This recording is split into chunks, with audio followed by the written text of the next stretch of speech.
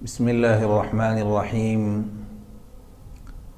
الحمد للہ وکفی وسلام علی عبادہ الذین اصطفی اما بعد۔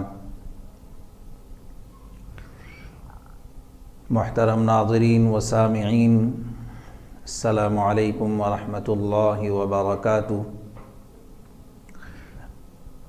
آج کا عنوان ہے حقوق اولاد، یعنی ماں باپ کے ذمے اولاد کی پرورش اور ان کی تربیت۔ برادران ملت، دنیا فانی ہے، یعنی ختم ہو جانے والی ہے۔ انسان بھی خواہ کتنا بڑا ہو یا کتنا چھوٹا ہو، فقیر ہو یا بادشاہ ہو، بہرحال فنا ہو جاتا ہے، اور اس کی طاقت و قوت، مال و دولت سب کچھ ختم ہو جاتا ہے، اور وہ شخص جو کل تک بڑا عالی شان تھا آج موت کے بعد بے نام و نشان ہو جاتا ہے۔ اس فنا اور بربادی کے بعد اگر اس کا کچھ نام و نشان باقی رہتا ہے تو صرف اس کی باقیات صالحات سے یا اس کی اولاد سے رہتا ہے۔ اس لیے باپ کو اپنی اولاد کی قدر کرنی چاہیے۔ اولاد شجر انسانیت کے بہترین پھل اور پھول ہیں، جن کے مرجھانے سے یہ درخت بے رونق ہو جاتا ہے۔ بچے مستقبل میں قوم کے معمار ہوتے ہیں۔ اگر انہیں صحیح تربیت دی جائے تو اس کا مطلب ہے ایک اچھے اور مضبوط معاشرے کے لیے ایک صحیح بنیاد ڈال دی گئی۔ بچوں کی اچھی تربیت سے ایک مثالی معاشرہ وجود میں آتا ہے، اس لیے کہ ایک اچھا پودا ہی مستقبل میں تناور درخت بن سکتا ہے۔ بچپن کی تربیت نقش علی الحجر کی طرح ہوتی ہے۔ پتھر کے اوپر جو لکھا جاتا ہے وہ کبھی نہیں مٹتا۔ اسی طرح بچپن کی تربیت نقش علی الحجر کی طرح ہوتی ہے۔ بچپن میں ہی اگر بچے کی صحیح دینی و اخلاقی تربیت اور اصلاح کی جائے تو بڑے ہونے کے بعد بھی وہ ان پر عمل پیرا رہے گا۔ اس کے برخلاف اگر درست طریقے سے ان کی تربیت نہ کی گئی تو بلوغت کے بعد ان سے بھلائی کی زیادہ امید نہیں کی جا سکتی۔ نیز بلوغت کے بعد وہ جن برے اخلاق و اعمال کا مرتکب ہوگا اس کے ذمہ دار اور قصوروار والدین ہی ہوں گے، جنہوں نے شروع سے ہی ان کی صحیح رہنمائی نہیں کی۔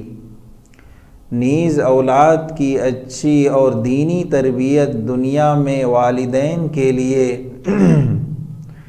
نیک نامی کا باعث اور آخرت میں کامیابی کا سبب ہے، جبکہ نافرمان اور بے تربیت اولاد دنیا میں بھی والدین کے لیے وبال جان ہوگی اور آخرت میں بھی رسوائی کا سبب بنے گی۔ ایک وسیع مفہوم تربیت لفظ رکھنے والا ہے۔ تربیت کا لفظ ایک وسیع مفہوم رکھتا ہے۔ اس لفظ کے تحت افراد کی تربیت، خاندان کی تربیت، معاشرہ اور سوسائٹی کی تربیت، پھر ان قسموں میں بہت سی ذیلی اقسام داخل ہیں۔ ان سب اقسام کی تربیت کا اصل مقصد عمدہ، پاکیزہ، بااخلاق اور باکردار معاشرے کا قیام ہے۔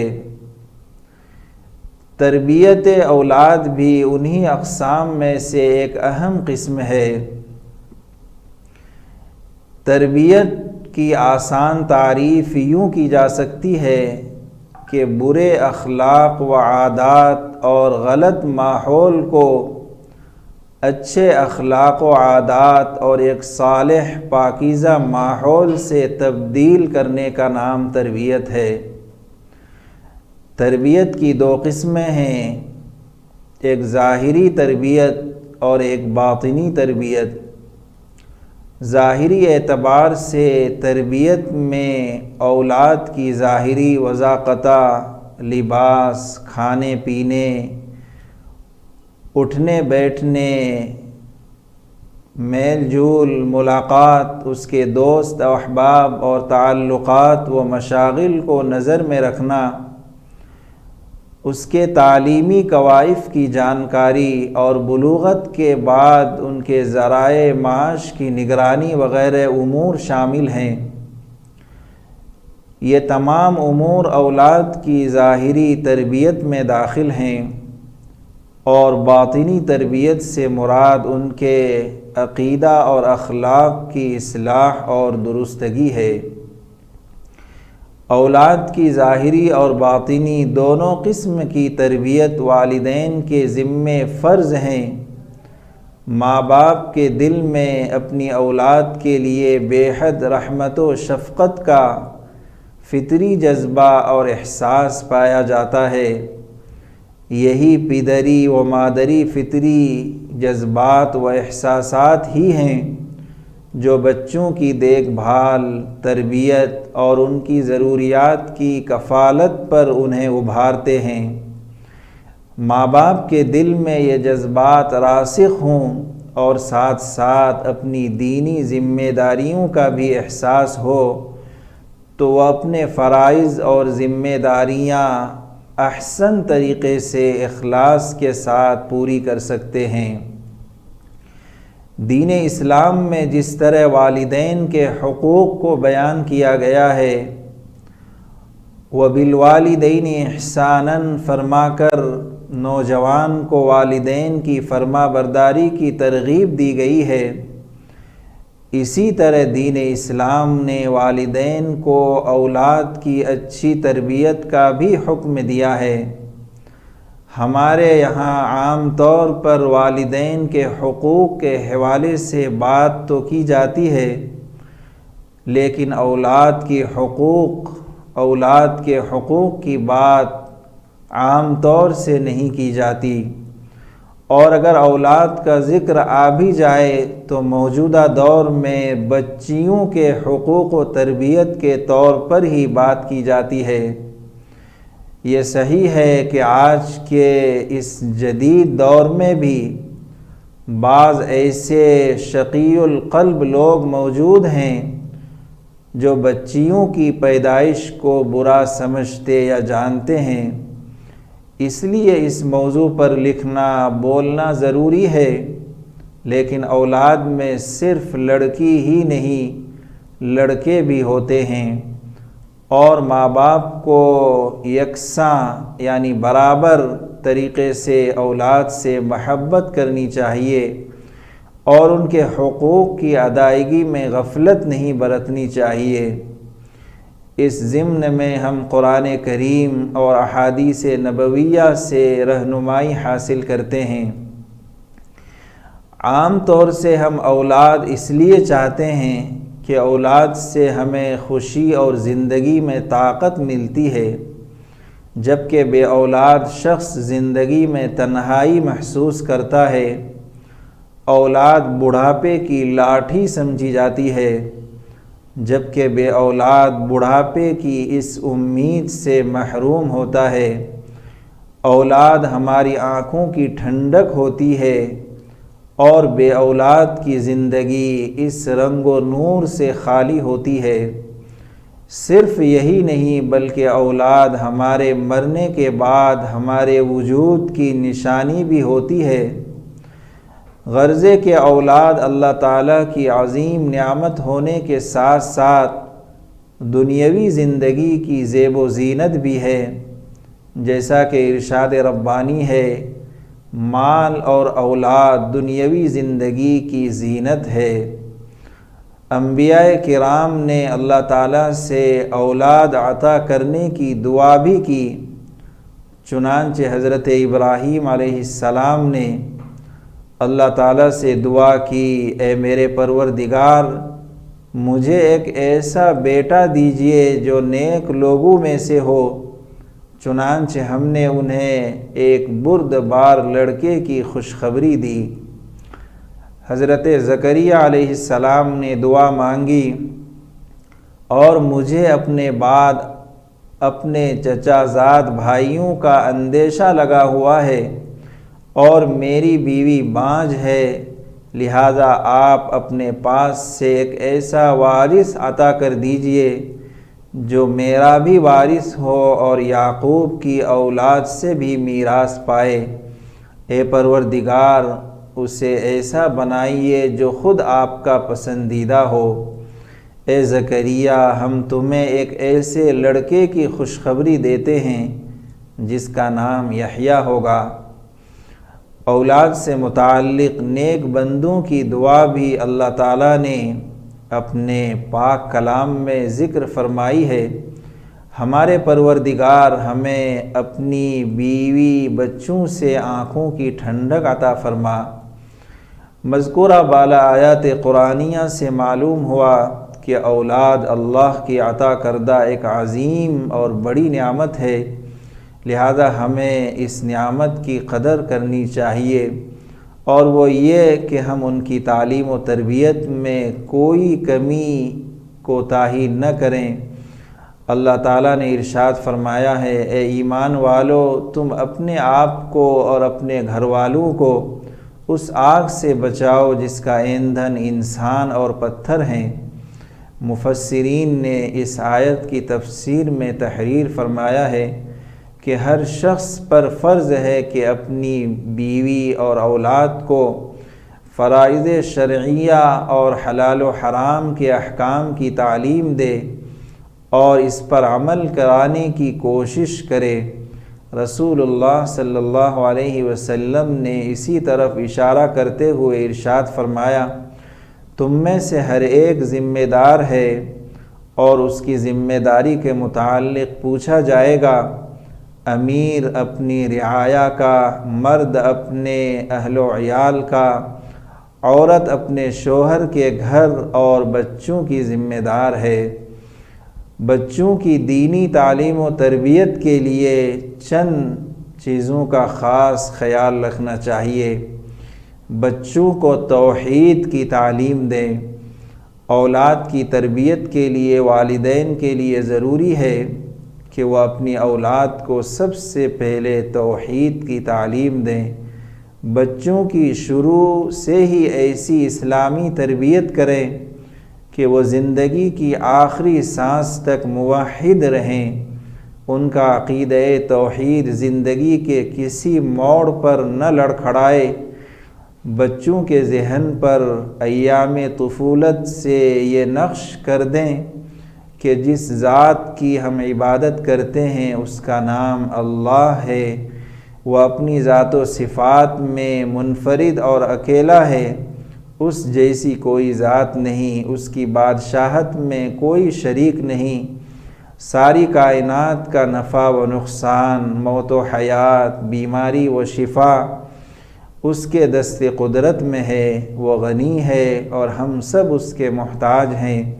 جس وقت بچہ بولنا سیکھے سب سے پہلے اسے اپنے خالق و مالک یعنی اللہ کا مبارک نام سکھائے، پھر کلمہ توحید لا الہ الا اللہ سکھائے۔ حضرت عبداللہ ابن عباس رضی اللہ عنہما کی روایت ہے کہ رسول اللہ صلی اللہ علیہ وسلم نے ارشاد فرمایا، اپنے بچوں کی زبان سب سے پہلے لا الہ الا اللہ سے کہلواؤ۔ بچہ جب تھوڑا سا سمجھنے لگے تو اس کی سمجھ کے مطابق اسے حلال و حرام کی تعلیم دو۔ اللہ کی وحدانیت کی تعلیم کے ساتھ ان کو رسول اکرم صلی اللہ علیہ وسلم کے آخری نبی و رسول ہونے کی تعلیم دو، اور ان کو بتاؤ کہ کل قیامت تک صرف اور صرف نبی اکرم صلی اللہ علیہ وسلم کے نقش قدم پر چل کر ہی دونوں جہاں کی کامیابی و کامرانی حاصل کی جا سکتی ہے۔ بچوں کو قرآن کریم پڑھائیں۔ قرآن کریم اللہ تعالیٰ کا پاک کلام ہے جو اللہ تعالیٰ نے قیامت تک آنے والے انس و جن کی رہنمائی کے لیے آخری نبی حضور اکرم صلی اللہ علیہ وسلم پر وحی کے ذریعے نازل فرمایا۔ اپنے بچوں کو سب سے پہلے ناظرہ پڑھائیں، چھوٹی چھوٹی صورتیں یاد کرائیں۔ اگر حافظ قرآن بنائیں تو بہت ہی اچھی بات ہے۔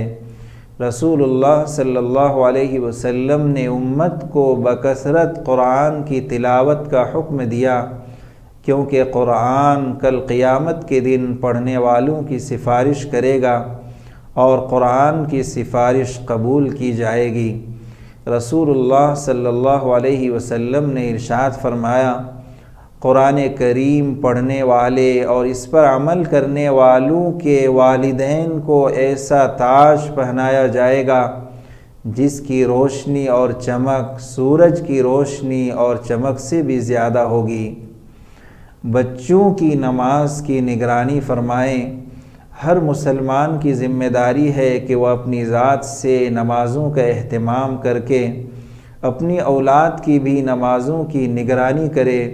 جس طرح اولاد کی دنیاوی تعلیم اور ان کی دیگر ضرورتوں کو پورا کرنے کی دن رات فکر کی جاتی ہے، اسی طرح بلکہ اس سے بھی زیادہ ان کی آخرت کی فکر کرنی چاہیے کہ وہ کس طرح جہنم کی آگ سے بچ کر ہمیشہ ہمیشہ کی جنت میں داخل ہونے والے بن جائیں۔ رسول اللہ صلی اللہ علیہ وسلم نے ارشاد فرمایا، بچے جب 7 سال کے ہو جائیں تو نماز کا حکم دیں، اور جب 10 سال کے ہو جائیں تو نماز میں کوتاہی کرنے پر ان کی پٹائی کریں، سختی کریں۔ 10 سال کی عمر میں ان کے بستر الگ کر دیں۔ عام طور پر بچے 7 سال کی عمر میں سمجھدار ہو جاتے ہیں، اس وقت ان کو خدا پرستی کے راستے پر ڈالنا چاہیے اور ان کو نماز پڑھنے کی ترغیب دینی چاہیے۔ 10 سال کی عمر میں ان کا شعور کافی پختہ ہو جاتا ہے اور بلوغ کا زمانہ قریب آ جاتا ہے، اس لیے نماز کے معاملے میں ان پر سختی کرنی چاہیے۔ نیز اس عمر کو پہنچ جانے پر ان کو الگ الگ لٹانا چاہیے۔ ایک ساتھ ایک بستر پر لٹانے میں مفاسد کا اندیشہ ہے۔ نماز کے ساتھ بچوں کو وقتاً فوقتاً روزے بھی رکھواتے رہیں تاکہ بلوغت سے پہلے وہ روزہ رکھنے کے عادی بن جائیں۔ اللہ تعالیٰ اپنے پاک کلام میں ارشاد فرماتا ہے، اے محمد اپنے گھر والوں پر نماز کی تاکید رکھیے اور خود بھی نماز کا پابند رہیے۔ اس خطاب میں ساری انسانیت نبی اکرم صلی اللہ علیہ وسلم کے تابع ہے، یعنی ہر مسلمان کے لیے ضروری ہے کہ وہ خود بھی نماز کی پابندی کرے اور اپنے گھر والوں کو بھی نماز کی تاکید کرتا رہے۔ اللہ تعالیٰ نے حضرت ابراہیم علیہ السلام کی دعا قرآن کریم میں ذکر فرمائی، اے میرے پالنے والے مجھے نماز کا پابند بنائیے اور میری اولاد سے بھی، یعنی مجھے اور میری اولاد کو نماز کا پابند بنائیے۔ حضرت ابراہیم علیہ السلام نے اپنے ساتھ اپنی اولاد کے لیے بھی نماز کی پابندی کرنے کی دعا مانگی، جس سے معلوم ہوا کہ ہر شخص کو اپنے ساتھ اپنے گھر والوں کی بھی نماز کی فکر کرنی چاہیے۔ بچوں کو قرآن و حدیث کی بنیادی تعلیم سے واقف کرائیں۔ اب عمومی طور پر ہمارے بچے اسکول و کالج پڑھنے جاتے ہیں۔ یقیناً ہم اپنے بچوں کو ڈاکٹر، انجینئر اور لیکچرر بنائیں، لیکن سب سے پہلے ان کو مسلمان بنائیں۔ لہذا اسلام کے بنیادی ارکان کی ضروری معلومات کے ساتھ رسول اکرم صلی اللہ علیہ وسلم کی سیرت اور اسلامی تاریخ سے ان کو ضرور ضرور واقف کرائیں۔ اگر ہمارا بچہ ڈاکٹر یا انجینئر بنا لیکن شریعت اسلامیہ کے بنیادی احکام سے ناواقف ہے تو کل قیامت کے دن اللہ تعالیٰ کے سامنے ہمیں جواب دینا ہوگا۔ گرمی وغیرہ کی چھٹیوں کا فائدہ اٹھا کر بچوں کو قرآن و حدیث کی تعلیم دینے کا خصوصی انتظام فرمائیں۔ روز مرہ استعمال ہونے والی دعاؤں کو یاد کرا کر ان کو پڑھانے کا اہتمام کرائیں۔ احادیث میں 40 حدیثیں یاد کرنے کی خصوصی فضیلت وارد ہوئی ہے، لہذا چھوٹی چھوٹی حدیثیں اردو یا انگریزی یا عربی زبان میں یاد کرائیں۔ اس وقت ہندوستان میں تاریخ کو مسخ کرنے کی کوشش کی جا رہی ہے، لہذا علماء کرام کی تحریر کردہ تاریخ کی کتابیں ان کو ضرور پڑھائیں۔ بچیوں کو شرم و حیا والے لباس پہنائیں۔ ان دنوں ہمارے مسلم لڑکیوں حتیٰ کہ دینی گھرانوں کی بچیوں کا لباس غیر اسلامی ہوتا جا رہا ہے۔ مختلف تقریبات میں ایسا لباس پہن کر ہماری مسلم بچیاں شریک ہوتی ہیں کہ دنیا کا کوئی بھی عالم اس کے جواز کا فتویٰ نہیں دے سکتا۔ اس لیے ہمیں اپنی بچیوں کو شروع سے ہی تنگ لباس پہننے سے روکنا چاہیے تاکہ بالغ ہونے تک وہ ایسا لباس پہننے کی عادی بن جائیں جس میں شرم و حیا ہو، جیسا کہ اللہ تعالیٰ نے سورہ اعراف میں تقوی کا لباس پہننے کی تعلیم دی ہے۔ تقوی کا لباس وہی ہوگا جو نبی اکرم صلی اللہ علیہ وسلم کی تعلیمات کے خلاف نہ ہو، مثلاً ایسا تنگ اور باریک لباس نہ ہو جس سے جسم کے اعضاء نظر آئیں، نیز عورتوں کا لباس مردوں کے مشابہ نہ ہو۔ بچوں کو ٹی وی اور انٹرنیٹ کے غلط استعمال سے روکیں۔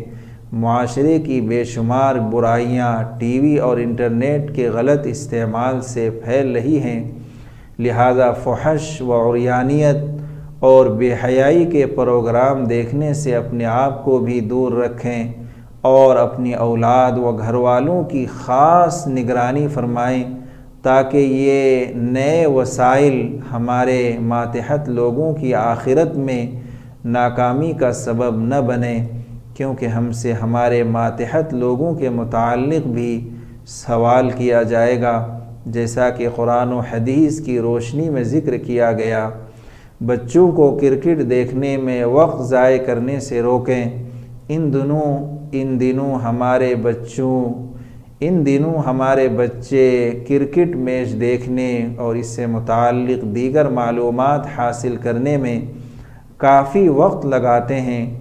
ہمیں چاہیے کہ ہم اپنے بچوں کے وقت کی نگرانی کریں تاکہ بچوں کی زندگی کا قیمتی وقت ایسی جگہ نہ لگے جس میں ان کا نہ کوئی دنیاوی فائدہ ہے اور نہ اخروی۔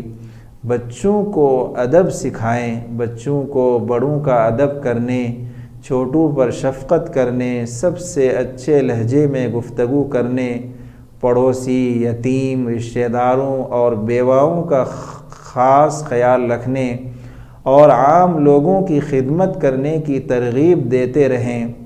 کھانے پینے اور سونے وغیرہ میں نبی اکرم صلی اللہ علیہ وسلم کی سنتوں پر عمل کرنے کی ترغیب دیتے رہیں۔ گالی گلوچ، جھوٹ، غیبت، چوری، رشوت اور سگریٹ نوشی سے دور رہنے کی ان کو تعلیم دیتے رہیں۔ خود بھی پوری زندگی صرف حلال روزی پر اکتفا کریں اور بچوں کو بھی صرف حلال روزی کھانے کی ترغیب دیتے رہیں۔ وقتاً فوقتاً ان کو موت کی یاد دلا کر اخروی زندگی کی تیاری کے لیے ان کی ذہن سازی کرتے رہیں۔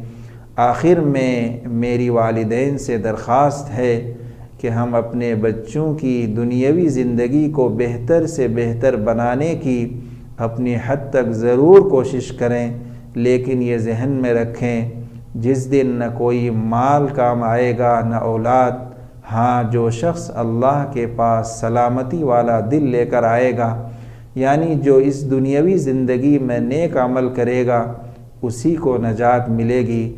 اگر ہم نے اپنی قیمتی اپنی اور اولاد کی دنیاوی زندگی کے مسائل کو حل کرنے میں لگا دی اور ہم اپنی اخروی زندگی کی تیاری نہ کر سکے تو ہمارے لیے ناکامی ہی ناکامی ہے۔